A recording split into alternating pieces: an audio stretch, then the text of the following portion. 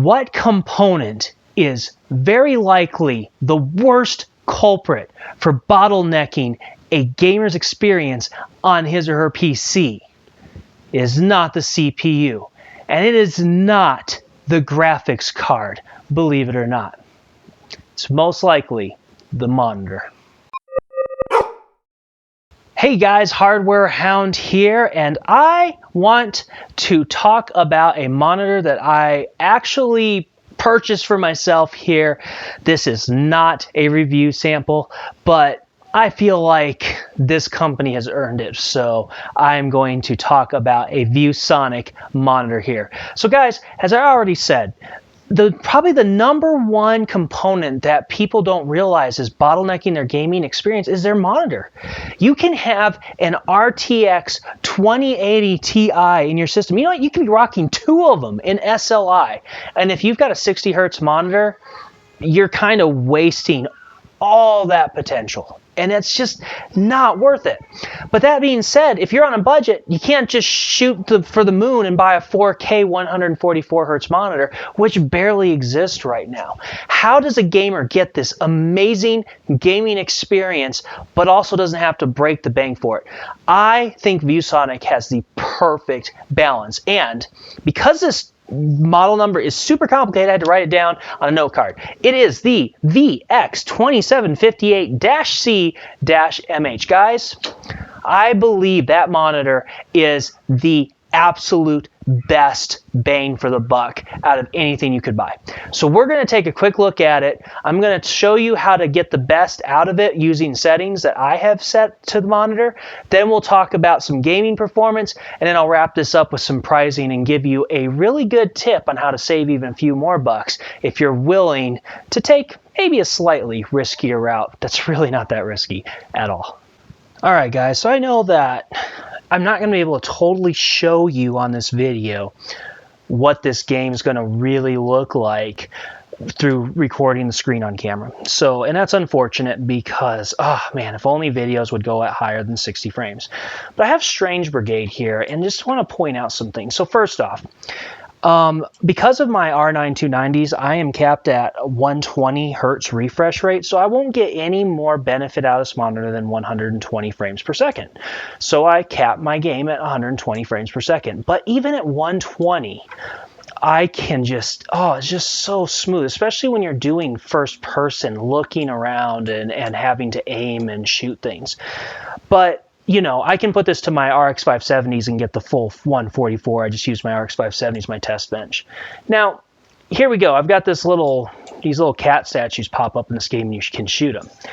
And what's nice is that when there is colors that you need to see that are vibrant, Viewsonic is really good at getting that really vibrant color. But there's something I noticed with some VA panels that I've messed around with before. So if I come in here, you can see that blue scarab's nice and blue. But if I get in here, I'm just going to kind of zoom in on my character's face here. On some panels that I've seen, see this kind of orangish hair color?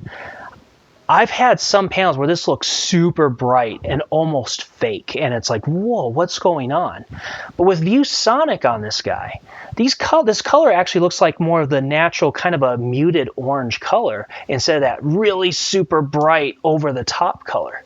And so, yeah, I really appreciated how they did that. So Viewsonic is just great at color representation without being over the top. All right, let's skip that. So yeah, now I've got zombies. I've got blue eyes that I can see nice and clear. And it's just feels so nice aiming these crosshairs, trying to get something in the head there, pulling the trigger. It's just a great feel. I love that high refresh rate. Guys, I would take a high refresh rate any day over a higher resolution. Just highly recommend it. Let me bring up a really high color game real quick. So yeah, guys, just to kind of show you a little bit of that contrast, here's Cat Quest.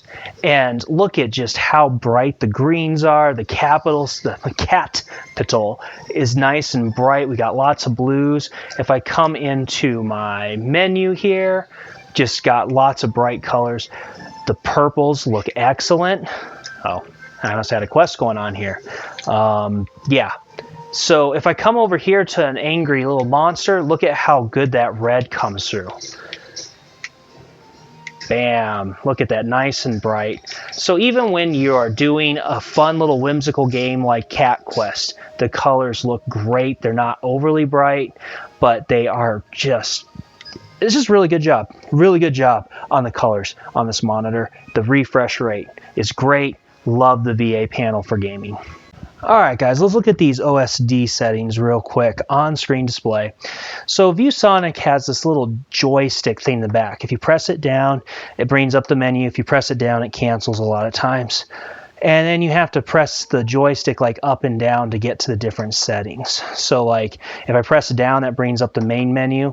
If I press up, I can do the different view modes, that the presets. I can choose my inputs to the left. And I can do contrast and brightness to the right. Contrast and brightness, you'll see there, I did 70 and 75. I feel like that's a really great sweet spot on this guy. So let's go to the rest of the settings here. So input select doesn't really matter. Of course, you got the volume here. I've got speakers, so I keep that down.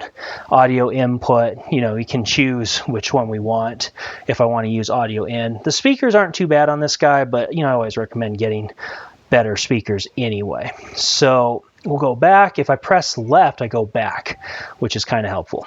Now, let's talk about these view modes.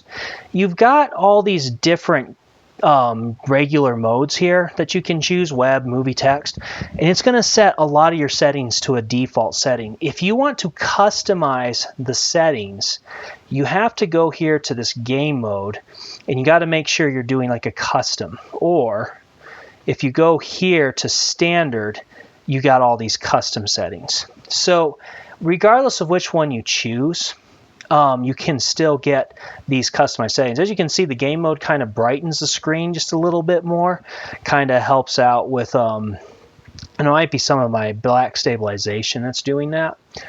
But if I go back here to standard, then it kind of takes a little bit of that brightness out. So I would recommend either standard or game with custom. Now, once we get to the standard or game mode, whichever one, I really like this 70 setting on the black stabilization.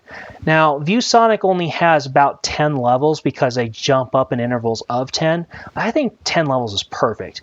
A little bit more than 5, but not like too many to really fight through. So 10 is great, especially for the budget of this monitor.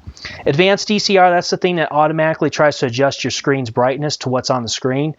For gaming, I highly recommend you just leave that off. And there you go. See, really easy to accidentally get out of the menu when you don't want to. Now, low input lag, you're going to want to turn that on, especially for 144 hertz. It's very noticeable. Now, what's interesting is the response time.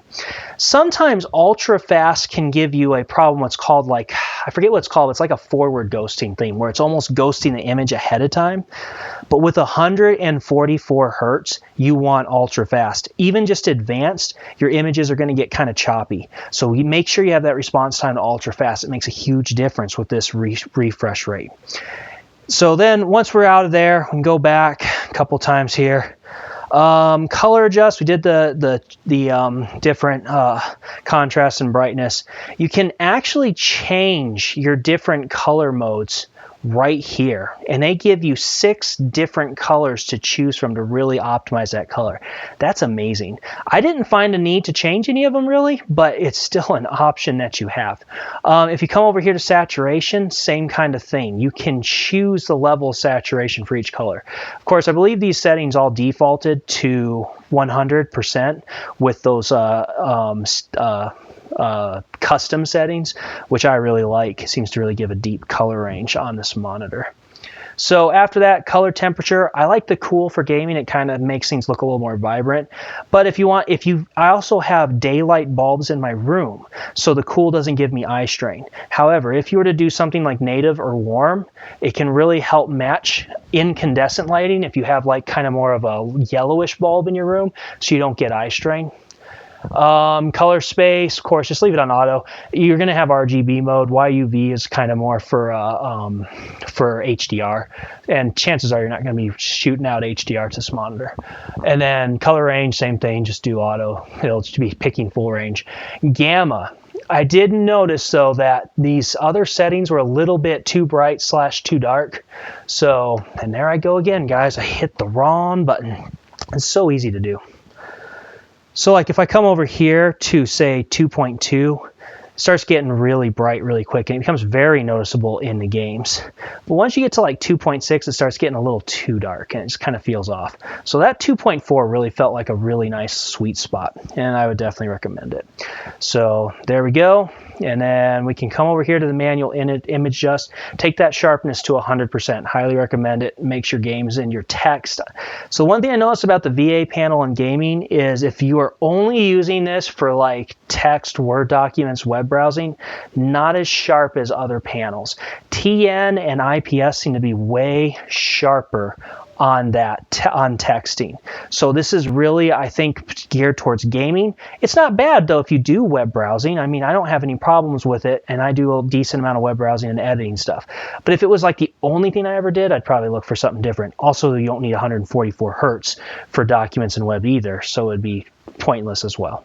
Blue light filter, that's another thing you can do for eye strain. As we bring this baby up, it will just start bringing this kind of a yellowish hue to it, which will help with eye strain if you have incandescent bulbs. So bring that up to if you put a white piece of paper up to a white screen like a Google page or something, make the whites match, and that's going to be the optimal white adjust or blue light filter adjust you would need to set that up just right so you don't get eye strain.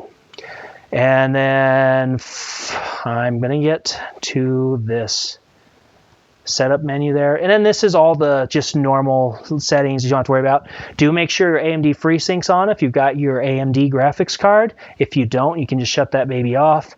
And then resolution notice, the timeout for the on-screen display. Mine's set to 15 seconds. I never changed that. They have a background there you can turn on, your various eco modes, sleep, so on and so forth. Most of those are just energy settings. Make those go to however you want. I'm not going to cover those as much because they don't do anything for gaming specifically. So this monitor retails for $250 on Amazon, and that's already a bang-up price for a curved screen. Yeah, there's some monitors that may be a little bit cheaper, and also you can always look for sales and whatnot. And I've seen this one go a little cheaper on sale times, but like I said, Viewsonic does such a great job with the colors that I think they're really well worth the price. Now, that said, here's how you get a really good deal. So if you go into the Amazon page and you look at the used and new offers from such and such price and click on that, it'll bring up a list of vendors and other prices for the monitor. Now, a lot of times on Amazon, those are like actual used prices. And so you're like, I don't know who I'm buying this from. Except with Viewsonic, they almost always have from their own corporation refurbished from Viewsonic, and it will usually save you like around $50. So when I bought mine, I was able to get mine for roughly like $170 roundabout. And even though that's gone up a little bit in recent weeks, I still can get a refurb for around $195 at the time I'm recording this. So that's a really good price for a 27-inch monitor with 144 hertz refresh rate and a VA panel. Yeah, you may only be getting that 1080p, but that's the beauty of anti-aliasing. If you can crank those settings up, you can a lot of times take out a lot of the noticeable differences between a 1080p monitor and a 1440p. But even if you want to go with the 1440p route, Viewsonic has the model right above that, and it's their 32-inch. And it gives you the 1440p, and it's not a whole lot more. So guys, that is a fantastic deal. Guys, I give this monitor a definite Hardware Hound must-have award. It's great. It's a perfect balance of giving you, guys, for the most part, you are not going to be able to tell much of a difference between that screen, which I know you can't see because it's behind my chair, but the point is that screen and even like a 4K 144 hertz monitor. Now, I'm not saying there isn't a difference, but past a point, you start really hitting those diminishing returns. So if you are on a tight budget and you need you want to get the closest to a great gaming experience that you can. You pick up that monitor. You can get now an RX 580 for pretty darn cheap. You could even up for an RX 590 and shoot. If you really don't need FreeSync because you can run frame rates higher than the refresh rate, then, you know, go ahead and spot a GTX 1060, enable the enhanced sync mode, and you can, as long as you keep that frame rate above 144, you're not going to see tears, and the FreeSync isn't going to be a big deal to miss out on. Now that said, if you don't have the FreeSync capability of the NVIDIA card, then you'll still be playing your games at half the 144, so that's 72 hertz with enhanced sync. Not a bad deal to be running at. Excellent monitor, must have. Guys, I hope you like this little bit of a guide and review. Let me know in the comments below, and I'll catch you later.